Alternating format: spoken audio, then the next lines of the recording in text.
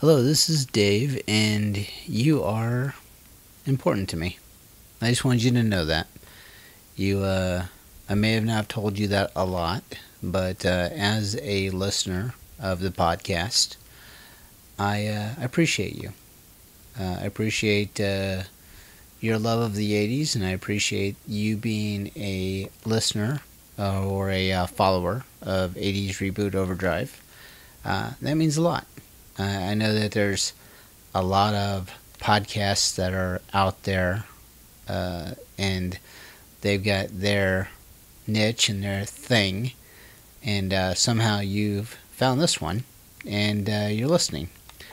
So I'm hoping that you're enjoying what you listen to, and you're a long-time listener, or even if you're just trying us for the first time, I hope there's something here that you like what you hear, and you continue to listen. So in this episode, I'm going to continue in my saga of Saturday morning cartoons, and we're going to be exploring the year of 1982, and also I'm going to be talking about other things that are on my brain. If you listen to the episode 1981, Saturday morning cartoons, I had started with a little bit of a precursor to let everybody know that at the tail end of that episode that I wasn't having a great day, and only a little bit of time has passed since I finished that recording, and I'm kind of jumping right into this one as kind of a therapy for myself. So you get to hear a little bit more about that. So only a little bit of time has transpired, so I'm going to rant a little bit about work stuff, and I'm hoping that it's not too much of a downer or a drag for you guys. Yeah. Anyway, let's jump into the bumper then.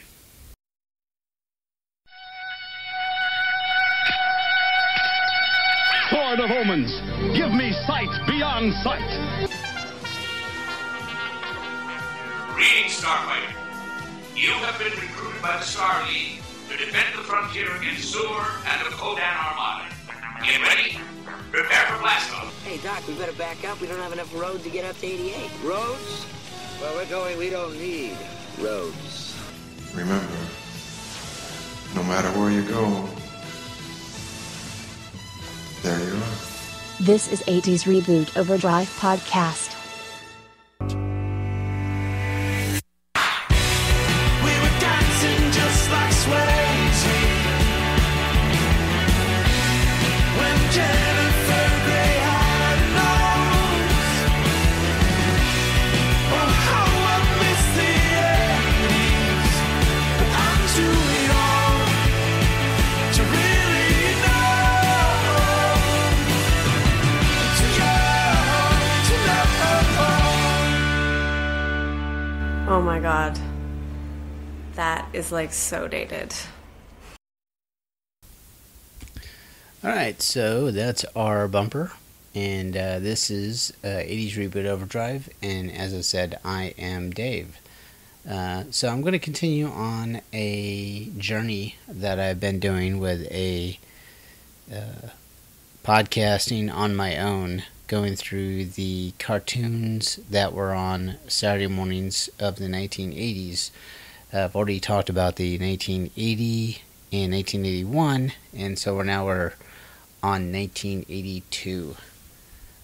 And as I've been doing is I've been using this as a vehicle to talk about other things that are not specific to 80s. So I'm hoping that that is your flavor of vodka.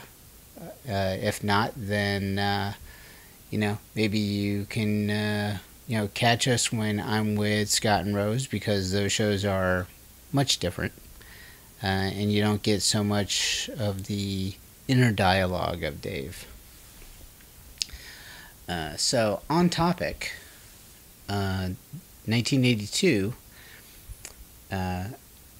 in the spring of 1982, on ABC at the early part of the morning, and my screen looks kind of weird here, so let me get myself straight here. And this would have been at 8 o'clock, and Super Friends actually was still on ABC. CBS had Popeye and Olive Oil, and NBC had Flintstones. In the fall of 1982, we still had Super Friends on ABC. CBS had Speed Buggy, which I thought that was a 70s cartoon. So I don't know, did they re-air that in the 80s? I'm not sure. And then NBC had Flintstone Funnies.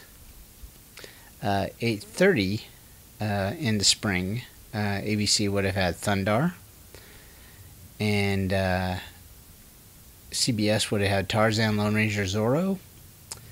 NBC would have had Smurfs. In the fall of 1982, would have had Pac-Man, Little Rascals, Richie Rich.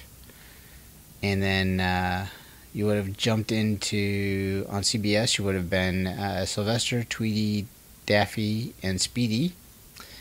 And then Shirt Tails on NBC. So that's what was going on Saturday morning in 1982 at the 8 to 9 hour. You know what? I'm going to just go ahead and give you what was coming on at 9, because a lot of those shows bled over to that same 9 o'clock hour. So 9 o'clock on ABC, Goldie Gold and Action Jack. CBS, Tarzan, Lone Ranger, Zorro was still on from 8:30 to 9:30. 8:30 to 9:30 on NBC was still Smurfs. And then ABC, 8:30 to 9:30 would have been Pac-Man, Little Rascals, Richie Rich. Still, CBS would have had the Sylvester, Tweety, Daffy, Speedy. And then in the fall of 1982, NBC, Shirt Tails would have been taken over by Smurfs. So the show that I was watching, out of all those that I just brought up, was, and if I can get my code on my iPad right, this one.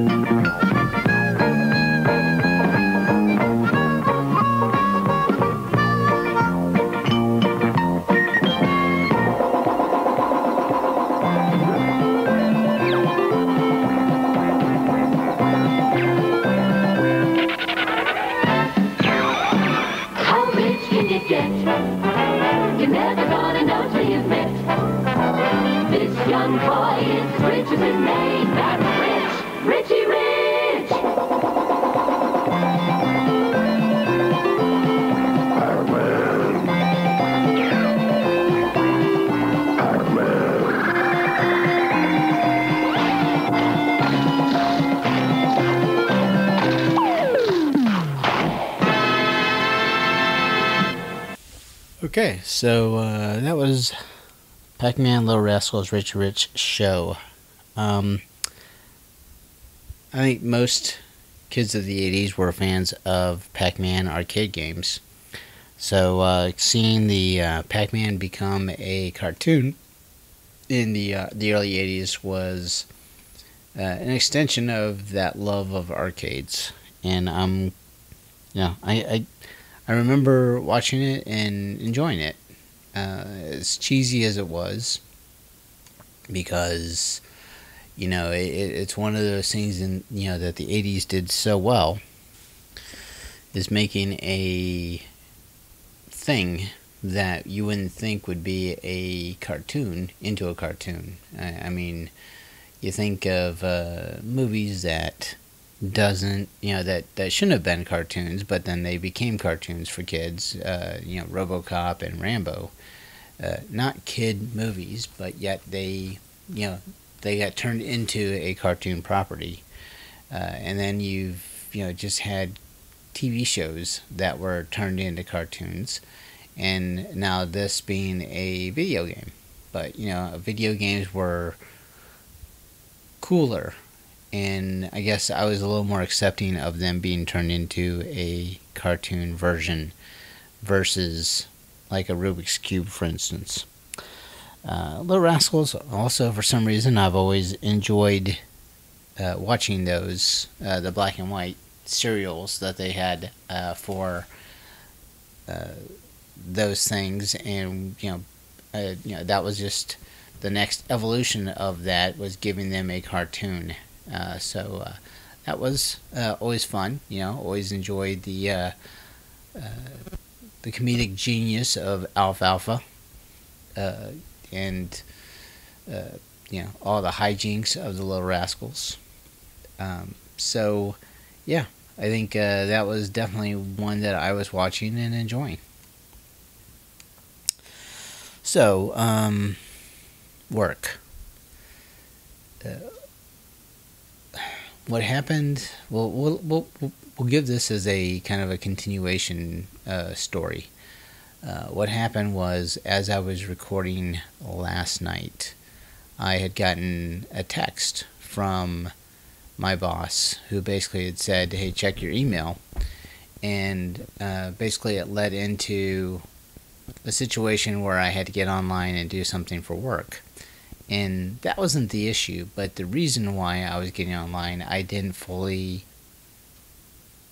appreciate. I didn't appreciate the reason for having to get online and do what I had to do. And the thing is that the guy that I work for, I respect. I respect, a lot. And so, it's one of those things where, sometimes there's just a difference in opinion. And last night, I was in that thought process where I just don't agree with what's going on here.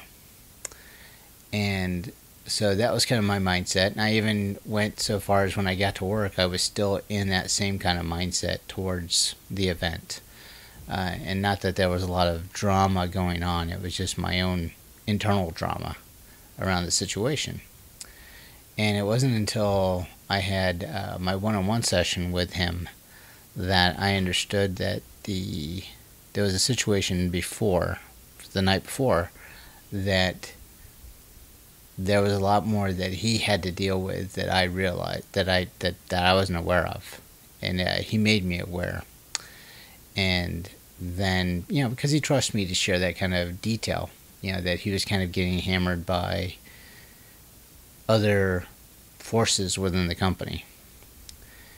And then I realized, okay, well, that's the reason why things turned out the way they did last night. So I was able to wrap my head around why it became a priority. But I didn't have that awareness until after having gone through that, and then, getting up the following morning and still it kind of hanging out there in my brain. So the thing is, I moved past that. And, that was just something that was hanging out at the beginning of the day, but it was absolved, mentally, or I let that go because I understood that there was more going on behind the scenes that I was aware of. And I think that, if anything, my professional life, I've done that. I've gotten to the point where I feel that I'm level-headed. I feel that I can, in most cases, see both sides of the story.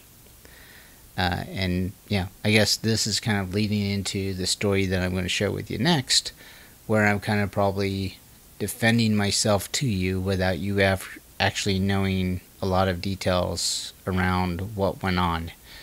But situation that followed up after work, not immediately, but just later in the day, kicked up a lot of drama for me towards another person. Nothing, huge came of it other than just a complete. When you say that you've burned a bridge with somebody, this person at work pretty much nuked the bridge with me, and I'm just not at all happy with the way things went down, and the way that this person acts and behaves, and you got to a point where you've got that line where you don't see where I'm pointing, but you just have that line, and you're like, this person, is allowed to go out that line, but once somebody's gone past that line, then they're done. This person has pretty much, didn't just step over the line, but just went way past the line. And he's given the ability to do that due to his position in the company, and it's gotten to the point where it's past old with me. So that's me kind of jumping into the next topic, but I wanted to kind of frame up why I don't think I'm a completely unreasonable of a person. Because like I said before, I think I do try to keep a perspective as to why a person is wanting things a certain way or the way they act. And in most cases, I've done a fair job of trying to understand that. But I can't do that now. I can't. I want to, but I can't. So let's jump into the 9:30 hour for 1982 for Saturday morning cartoons. And 9:30 on ABC would have been Laverne and Shirley. CBS, we would have had the Bugs Bunny Roadrunner show. NBC would have had the Kids Superpower Hour with Shazam. And then ABC in the fall would have had Pac-Man. And then CBS would have had Bugs Bunny and Roadrunner. And as I said before, NBC still had Smurfs going on. Smurfs was on for, it looks like 9 to 10:30. I'm sorry, so that's an hour and a half. That's a long block for Smurfs. And then the 10 o'clock hour on ABC, Laverne and Shirley would turn into Richie Rich, Scooby-Doo, Scrappy-Doo. And in the fall of 1982, ABC went from Pac-Man to Mork and Mindy, Laverne and Shirley. So that gets us to 10:30.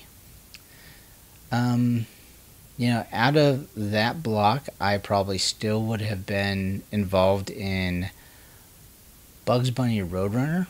So what I think I want to do is bring up one that we haven't listened to the theme yet, just so I can continue to stir up some good memories. So let's listen to this one.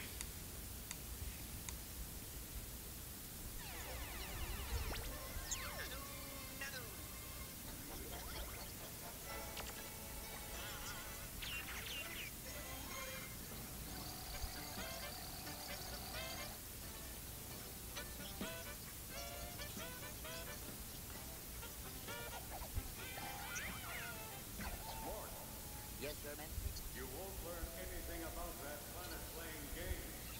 Go enroll in school. So I can learn to play games. No, I mean a regular school. Now go find yourself a place to stay and get hopping. Make yourself at home more.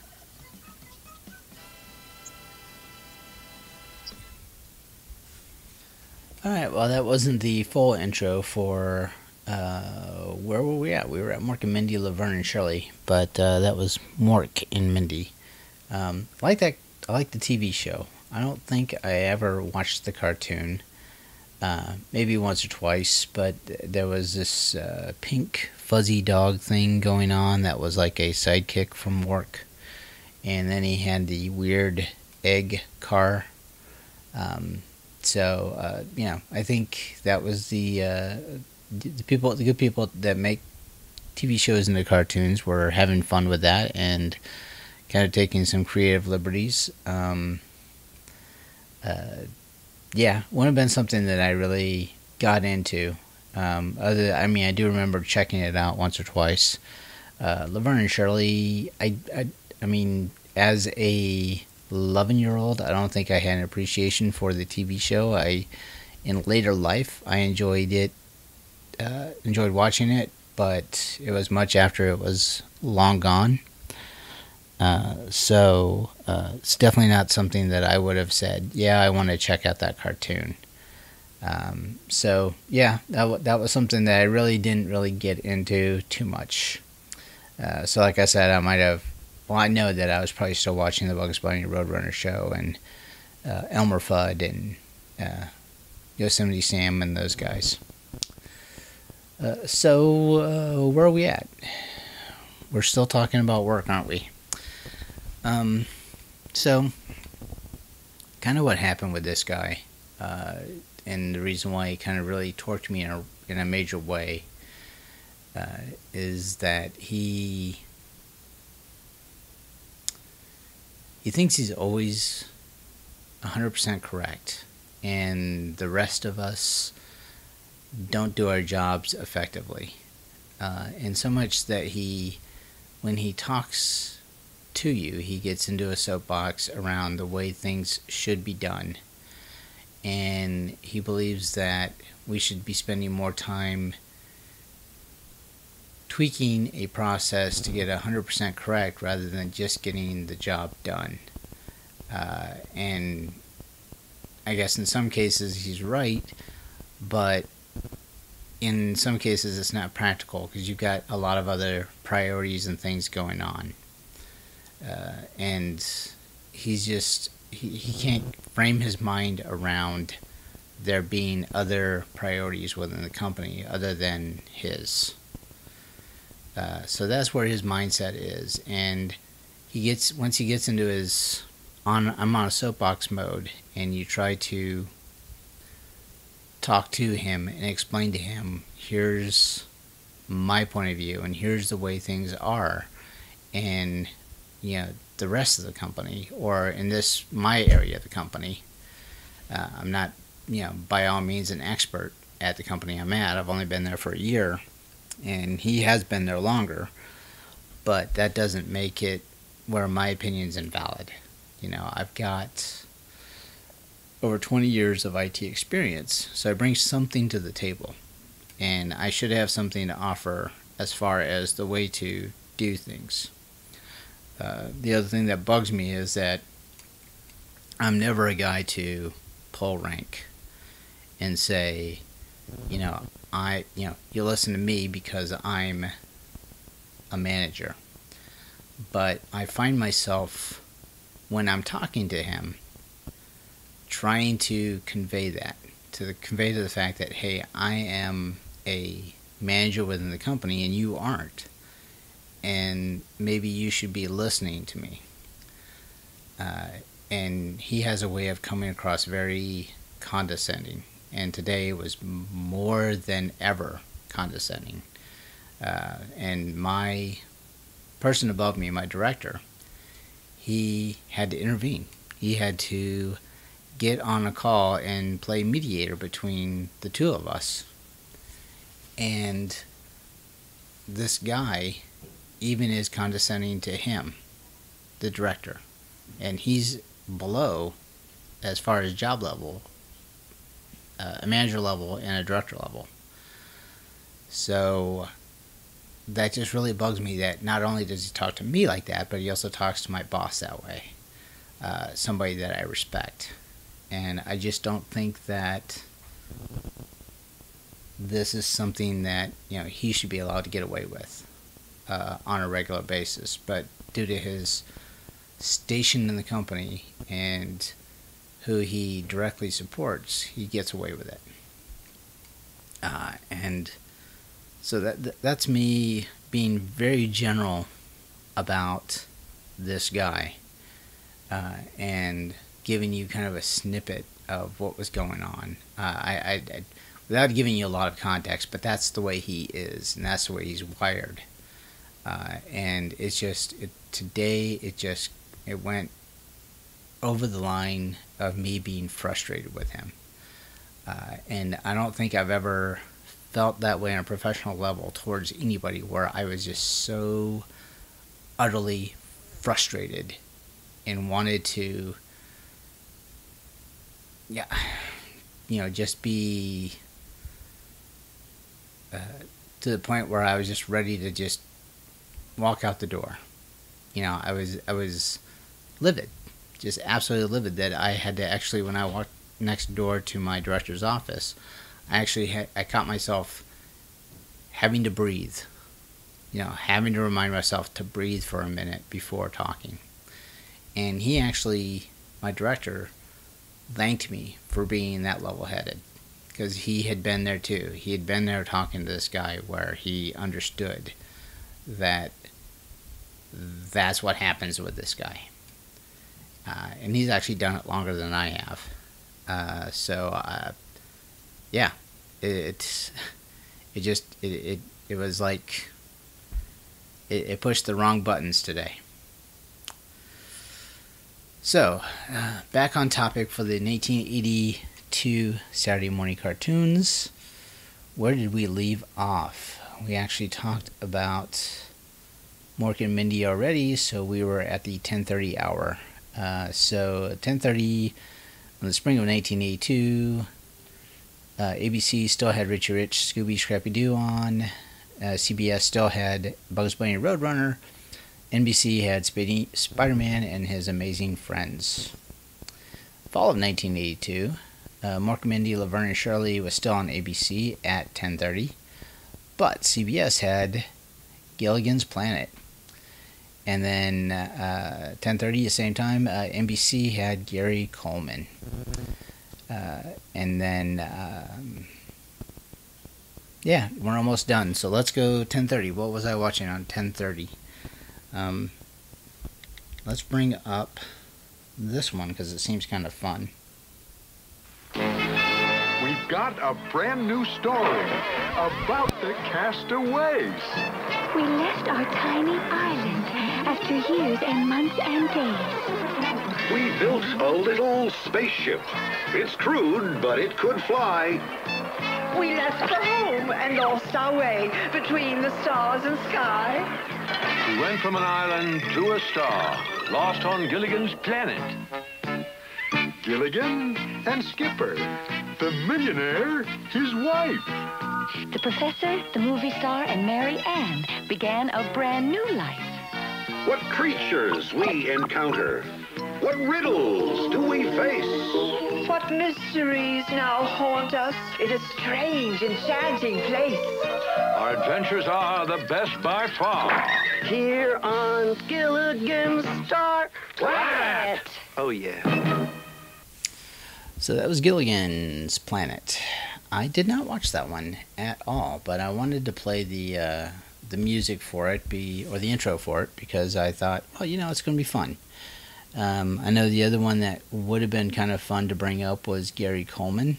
But honestly, I was watching Spider-Man and His Amazing Friends, but I played that for you last episode, so I thought we would keep things fresh and keep it different. So if you do remember Gilligan's Planet and you watched that one at all, by all means, shoot me a quick email, Dave at bonsairetroclub.com, and just say, hey, yeah, I remember that one, and I watched it and enjoyed it.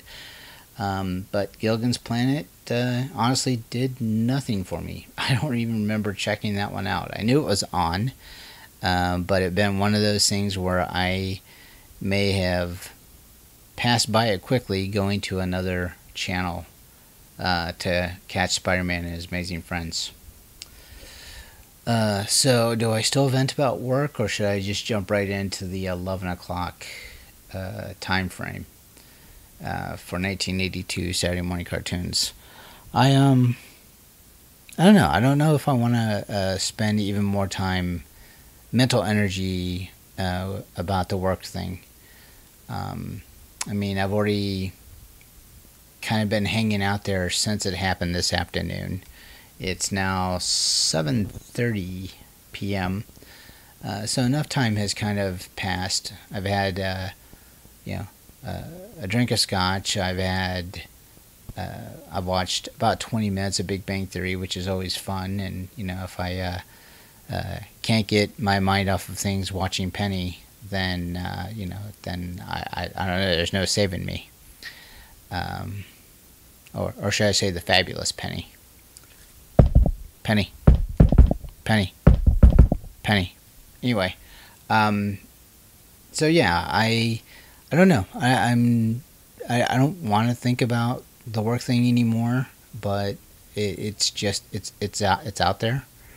The guy's done his damage to me mentally, and I'm not one of these guys that are looking for attention on the internet.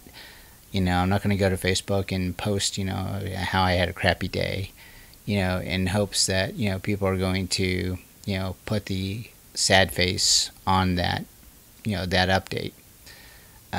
So I'm not looking for that kind of social media attention. And, I don't need, a bunch of people going, hey, Dave, I've been there too, blah, blah, blah. I know you all. I know everybody has. I know everybody's had those crappy work days, and it's how we deal with it, right? It's how we get past it, and how we're able to stand up and get up in the morning and go do it again the next day, in hopes that the kind of thing doesn't happen again. I hope, that tomorrow being actually Friday, that, everything is going to be more lighthearted. Everybody's going to kind of have a different frame of mind. And, if all goes well, I won't have any interaction with the guy that I was complaining about. Because he actually doesn't even work in the same office as mine. In an absolute perfect world, he's calling me up and, apologizing. But that will never happen with this guy. I know that. I realize that he's not wired that way. He truly believes that he's in the right and the rest of us are in the wrong. And I'm tired of people like that. There's a lot of people, even that are in the forefront of, in this case now, the United States of America, and I'm trying not to get too political either, that are wired the same way, where I'm right, you're wrong, and they're not going to take the time to try to understand the rest of us. And I know that's very general, and I know a lot of people know who I'm talking about. Like I said, I try not to be political or a downer on these shows, but this is probably my venting episode, and I will do my best to not be that way when I record the 1983 podcast for Saturday Morning Cartoons. So 1982 will just be the black eye for this series, I hope, where I probably wasn't in the best mental spot, but I'm using it as a way to get myself back where I need to be.